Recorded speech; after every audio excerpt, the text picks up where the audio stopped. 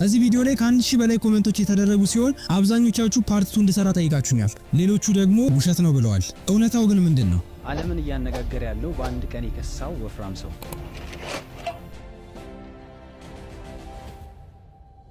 ይህ ሰው ወፍራም ብቻ አልነበረም፣ ጂኒስም ጭምር ነው። ይህንን ስላችሁ ደግሞ ከዴዋን ዩቲዩብ ቪዲዮ መስራት ከጀመረበት ጊዜ ጀምሮ እያንዳንዱን የሚያደርገው ሙቭ ካልኩሌትድ ሙቭ ነበር፣ ወይም ደግሞ አስቦና ሆን ብሎ የሚያደርጋቸው ነገሮች ነበሩ። ውፍረቱን መጨመር ኦን ፐርፐዝ እና በፕላን ያደረገው ነገር ነበር። ማስጌን ማድረግ ከዛ ደግሞ ዌት ሉዝ ማድረግ ፕላኑ ነበር።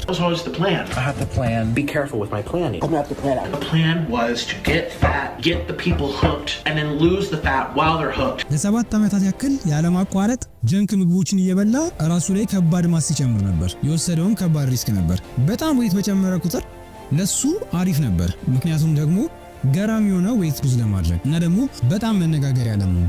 This is a business. The weight gain is part of my marketing now, which I've been so strategic about doing. I'm going to market it. በብዙ ቪዲዮዎች ላይ 30 ዓመት ሲሞላው ዌት ሉዝ እንደሚያደርግ ሜንሽን ያደርግ ነበር። ያደረገውም ደግሞ ይህንን ነው። When I turn 30, when I'm 30, I'm stopping. I actually lose weight when I'm 30. When I'm 30, I'm done with it. ያ ሰውነቱና ዩቲዩብ ላይ የሚያሳየው ማንነቱ ሪል ማንነቱ አልነበረም። ያ የሚበላው አበላል ስታይሉ ምናምን የራሱ ሪል ፐርሰናሊቲው አልነበረም። ኦን ፐርፐዝ እና በፕላን ያደረገው ነገር ነበር። I do a lot of drawing and acting on YouTube. ይህን ሁሉ ግን ያደረገው ለአቴንሽን ነበር። ፋይናሊ የሱ ጂኒስነት የሚመጣው እዚህ ጋር ነው። የዓለምን ህዝብ እንዲሁም ደግሞ የሱን ኦዲየንሶች ትሪክ ያደረገው በዚህ አይነት መልኩ ነበር።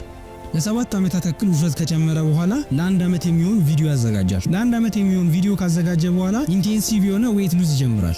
የሚለቀው ግን ወፍራም በነበረበት ጊዜ ያዘጋጃቸውን ቪዲዮዎች ነበር የሚለቀው። ቢሃይንድ ዘ ሲን እሱ ስፖርት እየሰራ ነበር። ከዛ ለአንድ ዓመት ኤክሰርሳይዝ ከሰራ በኋላ እንደምትመለከቱት አስደንጋጭ የሆነ ዌት ሉዝ ካደረገ በኋላ ወደ ሚዲያ በድጋሚ ይመለሳል ማለት ነው። የተለወጠው ለውጥ እንዲሁም ደግሞ ያሳየው የሰውነት ትራንዚሽን በጭራሽ እሱን እስከማይመስል ድረስ ነበር።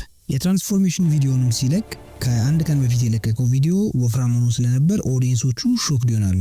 ስለዚህ በዚህ ምክንያት ነው በአንድ ቀን እንዴት ሊከሳ ቻለ ተብሎ ዓለም ላይ መነጋገሪያ የሆነው። ታዲያ ይህ ሰው ጂኒስ አይደል? የዚህ ሰው ስቶሪ በጣም ኢንተረስቲንግ ስለሆነ የዚህ ሰው ሙሉ ስቶሪ ማየት ከፈለጋችሁ የራሱ ዩቲዩብ ቻናል ላይ ገብታችሁ ማየት ትችላላችሁ።